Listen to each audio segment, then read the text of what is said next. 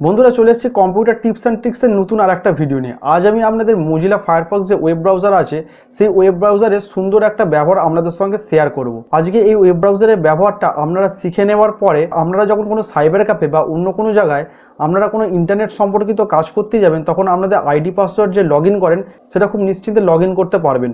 তো বন্ধুরা ব্যাপারটা একটু আপনাদের বিস্তারিত বুঝিয়ে দিই, তাহলে আপনাদের বুঝতে জিনিসটা সুবিধা হবে। তো বন্ধুরা ব্যাপারটা হচ্ছে কি, আমরা যখন ইন্টারনেট সম্পর্কিত কোনো কাজ করি আর সেটা যখন আমাদের আইডি পাসওয়ার্ড দিয়ে লগ ইন করতে হয়, আর সেটা যখন আমি সাইবার ক্যাফে বা অন্য কোনো জায়গায় গিয়ে করব, তখন কিন্তু আমাদের মনের মধ্যে একটা জিনিস কাজ করে, এইটা নিয়ে কোনো ফ্রড হবে না তো, যে আইডি পাসওয়ার্ডটা ওখানে লগ ইন করছি, বা হলেও হতে পারে। তো আজকে আমি এটাই কম্পিউটার স্ক্রিনে গিয়ে আপনাদের দেখিয়ে দেবো যে আপনারা প্রাইভেট ব্রাউজার কীভাবে ইউজ করবেন। মানে প্রাইভেট ব্রাউজারটা ইউজ করার ফলে আমাদের কি হবে, আমরা যেসব আইডি পাসওয়ার্ড বা যা কিছু করে সার্চ করব বা যা কিছু লগ ইন করবো সেগুলো কোনো কিছু সেফ থাকবে না।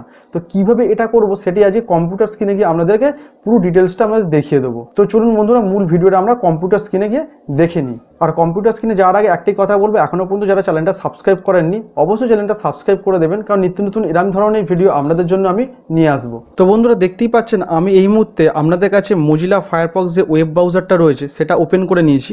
আপনারাও যখন কোনো সাইবার ক্যাফে বা নেট সম্পর্কিত কোনো জায়গায় কাজ করতে যাবেন তখন কিন্তু আপনাদের এরকম ওয়েব ব্রাউজারটা ওপেন করতে হবে। এইবার যদি আমি ডাইরেক্ট যদি এখানে কোনো কাজ করি সেটা কিন্তু আমার হিস্ট্রিতে সেভ হয়ে যাবে। যেমন দেখুন আমি উদাহরণস্বরূপ আপনাদের দেখাচ্ছি, এখান থেকে আমি 3 লাইনে এলাম, 3 লাইনে আসার পর হিস্ট্রিতে আসবো। হিস্ট্রিতে আসার পর এখানে দেখতেই পাচ্ছেন আমি লাস্ট কী এখানে ওয়েবসাইট খুলেছি সেটা দেখাচ্ছে। যেমন আমি আপনাদের দেখিয়ে দিচ্ছি, এখানে আমি উইকিপিডিয়াটা ওপেন করে দেখাচ্ছি। উইকিপিডিয়া সার্চ করলাম, সার্চ করার পর আমি এটাকে ক্লোজ করে দিচ্ছি। তো উইকিপিডিয়ার পেজটাকে আমি ক্লোজ করে দিলাম। ক্লোজ করে দেওয়ার পর আমি যখন আবার 3 লাইনে আসবো, তো হিস্ট্রিতে আসবো, তখন দেখতেই পাচ্ছেন উইকিপিডিয়াটা কিন্তু এখানে চলে এলো, মানে হিস্ট্রিতে চলে এলো। তো আপনারাও যখন কোনো সাইবার ক্যাফে দিকে কাজ করবেন তখন কিন্তু হিস্ট্রিতে সেটা চলে আসবে।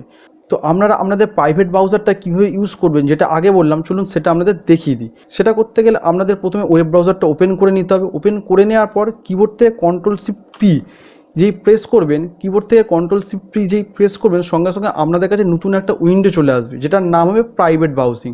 তো দেখতেই পাচ্ছেন এখানে প্রাইভেট ব্রাউজিং মানে আমি চলে এসছে। এইবারে বন্ধুরা এইখান থেকে আমি যা যা সার্চ করব বা যা যা লগ ইন করবো এটা কিন্তু হিস্ট্রিতে কোনোদিনও সেভ থাকবে না।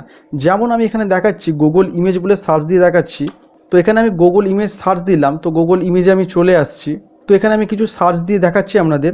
তো বার্ড লিখে আমি সার্চ করছি, তো দেখতেই পাচ্ছেন আমার কাছে পাখির অনেকগুলো ছবি চলে এসছে।